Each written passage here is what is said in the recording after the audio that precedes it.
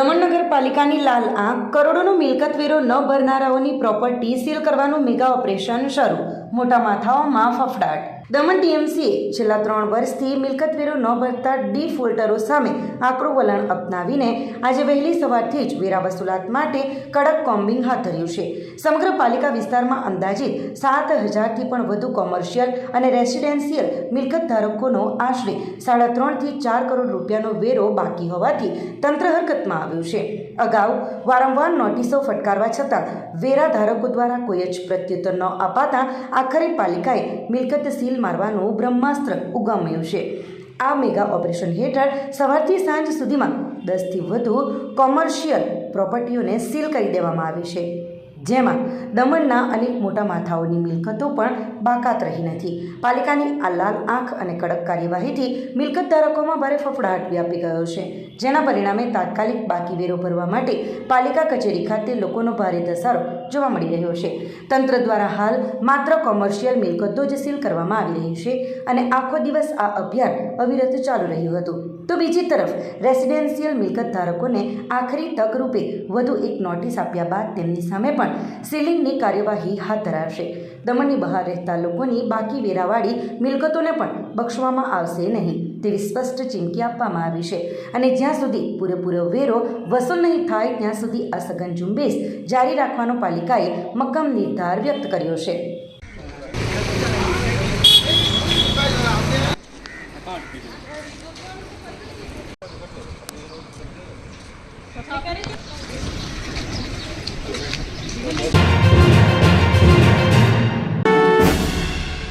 Iran યુદ્ધની અસર, દમણમાં રાંધણ ગેસની અછતની અફવાઓથી ભયનો માહોલ, ધૂમધકતા તાપમાં લોકોની લાંબી કતારો. ઈરાન યુદ્ધની વૈશ્વિક અસરો હવે ભારત અને ખાસ કરીને સંઘ પ્રદેશ દમણ સુધી પહોંચી હોય તેવું ચિત્ર ઊભું થયું છે. દમણમાં અચાનક રાંધણ ગેસની અછત ઊભી થઈ હોવાની અફવાઓએ ભારે ગભરાટ ફેલાવ્યો છે, જેના પગલે ધૂમધકતા તાપમાં પણ લોકો ગેસ એજન્સીઓ અને ગોડાઉનોની બહાર લાંબી કતારો લગાવીને કલાકો સુધી ઊભા રહેવા મજબૂર બન્યા છે. દમણમાં કોમર્શિયલ સિલિન્ડરોનો પુરવઠો તાજેતરમાં બંધ કરવામાં આવતા લોકોમાં એવો ડર પેસી ગયો છે કે ઘરેલું ગેસનો પુરવઠો પણ બંધ થઈ જશે. આ પેનિક બાઇંગને કારણે અફરાતફરીનો માહોલ સર્જાયો છે અને ગ્રાહકો પોતાના 2 વ્હીલર અને સાયકલ પર ખાલી સિલિન્ડર લઈને એજન્સીઓ બહાર ઉમટી પડ્યા છે. જો કે વહીવટી તંત્ર અને ગેસ એજન્સીઓ દ્વારા સ્પષ્ટતા કરવામાં આવી છે કે શહેરમાં ઘરેલું ગેસ સિલિન્ડરનો પૂરતો જથ્થો ઉપલબ્ધ છે. ડોમેસ્ટિક ગેસ સિલિન્ડરોની હોમ ડિલિવરી અને ઓનલાઈન બુકિંગ સર્વર રાબેતા મુજબ જ ચાલુ છે, તેથી દમણવાસીઓને સહેજ પણ ગભરાવાની જરૂર નથી. આ પરિસ્થિતિને નિયંત્રિત કરવા અને ગેસના સપ્લાયને સુચારુ રાખવા માટે કેન્દ્ર સરકારે દેશભરમાં એસેન્શિયલ કોમોડિટી એક્ટ 1955 લાગુ કરી દીધો છે. ગેસની સંગ્રહખોરી અને કાળાબજારી અટકાવવા માટે ડિલિવરી એજન્ટો દ્વારા હવે ઓટીપી અથવા બાયોમેટ્રિક વેરિફિકેશનનો સખત રીતે અમલ કરવામાં આવી રહ્યો છે. આ ઉપરાંત ભવિષ્યની કોઈપણ સ્થિતિને પહોંચી વળવા સરકારે તમામ ઓઇલ રિફાઇનરીઓને એલપીજી ઉત્પાદન વધારવાનો આદેશ આપ્યો છે, જેના પગલે ઉત્પાદનમાં 10% વધારો પણ નોંધાયો છે. આ ગભરાહટ વચ્ચે તંત્ર દ્વારા નાગરિકોને અપીલ કરવામાં આવી છે કે તેઓ ખોટી અફવાઓથી દૂર રહે, બિનજરૂરી રીતે કતારોમાં ઊભા રહીને ચિંતામાં ન મુકાય અને શાંતિપૂર્વક પોતાની જરૂરિયાત મુજબ જ ગેસનું બુકિંગ કરાવે.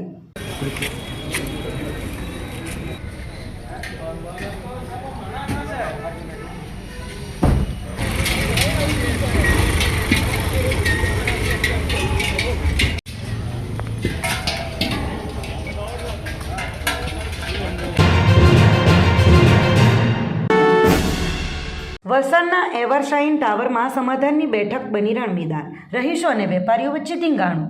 વલસાડ શહેરના બરફ ફેક્ટરી 4 રસ્તા નજીક આવેલા એવરશાઇન ટાવરના પાર્કિંગમાં 2 જૂથો વચ્ચે ભીષણ મારામારી થવાની ચોંકાવનારી ઘટના સામે આવી છે, જે સમગ્ર બનાવ ત્યાં લાગેલા સીસીટીવી કેમેરામાં કેદ થઈ ગઈ છે.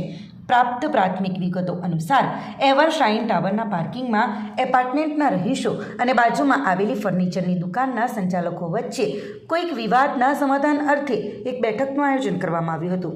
આ બેઠકમાં બંને પક્ષના લોકો હાજર હતા, પરંતુ વાતચીત દરમિયાન અચાનક મામલો બીચક્યો હતો અને માથાભારે ફર્નિચર દુકાનના સંચાલકો તથા તેમના કર્મચારીઓ દ્વારા એપાર્ટમેન્ટના રહીશો પર એકાએક હુમલો કરી દેવામાં આવ્યો હતો.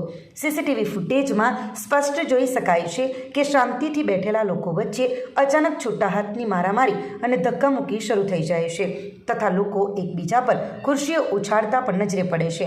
આ અણધાર્યા હુમલા અને હિંસક ઝપાઝપીમાં એક વ્યક્તિને ગંભીર ઈજાઓ પહોંચી હોવાનું જાણવા મળ્યું છે. હાલ આ ઘટનાની જાણ થતાં જ વલસાડ સિટી પોલીસની ટીમ હરકતમાં આવી છે અને સીસીટીવી ફૂટેજના આધારે હુમલાખોરોની ઓળખ મેળવી કાયદેસરની કાર્યવાહી તથા વધુ સઘન તપાસ હાથ ધરી છે.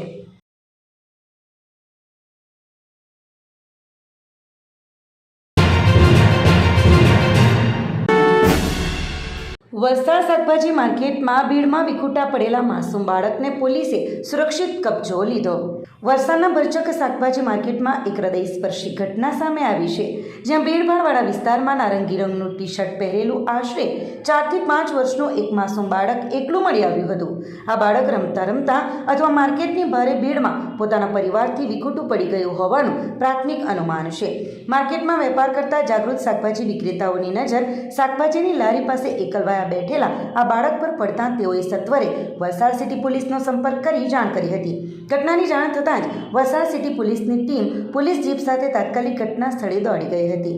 સ્થળ પર પહોંચીને પોલીસ કર્મીઓએ આસપાસના લોકોની પૂછપરછ કરી હતી અને બાળકને સુરક્ષિત રીતે પોલીસ વાનમાં બેસાડીને પોલીસે તેનો કબજો મેળવ્યો હતો. હાલમાં વલસાડ સિટી પોલીસે આ બાળકના માતા પિતા કે વાલી વારસને શોધી કાઢવા માટે સઘન શોધખોળ હાથ ધરી છે, જેથી બાળકને વહેલી તકે સહી સલામત તેના પરિવારને સોંપી શકાય.